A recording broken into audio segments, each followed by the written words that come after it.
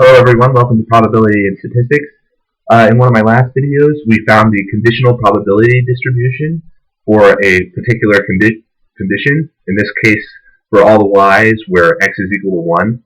Now we want to find the actual probability over a larger range than that. This was for all y's basically, but now we're going to use this equation to find a particular probability. And that probability is the probability of y greater than 2 given x equals 1.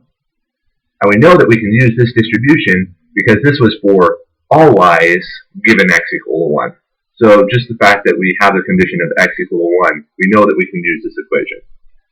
So I want to redefine this a little bit.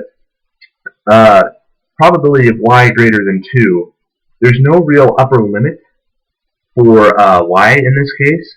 So what you want to do is reverse this so that you can take it down to 0 and have a very finite distance on it. Because it's like if you have an open-ended top or something like that and you're trying to find y greater than this level, well, you can basically go on to infinity. So we want to eliminate that infinity.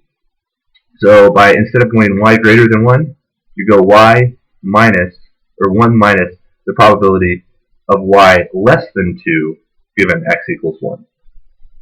And that just simplifies it a little bit because this 1 encapsulates the probability of all the infinity points up there, and you just subtract what this area down here is that you're not looking at. So you're still finding this infinite, the probability of something up in this infinite area, but you don't have to calculate infinity.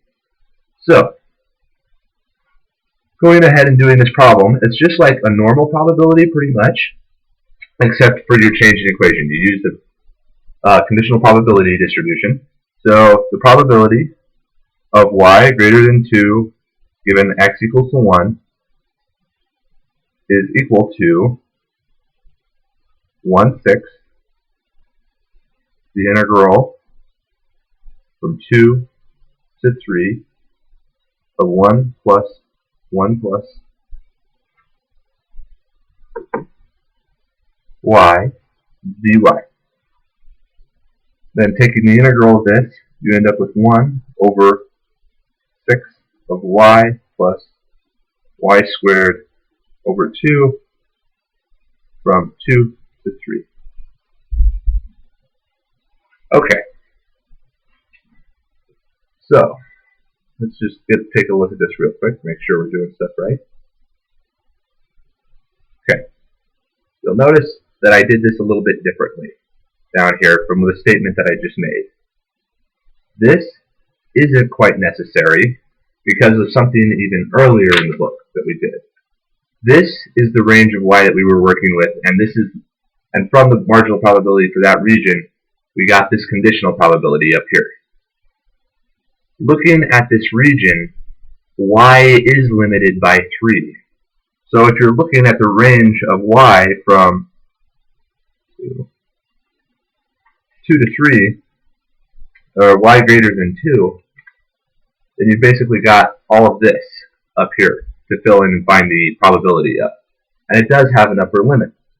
So you can take the probability of y greater than 2 because the nature of the graph has this limit right here. So you're able to integrate from y from 2 to 3 in this case because you're going from here to there. Now, if the thing is, you can also do this as 1 minus, using this system right here.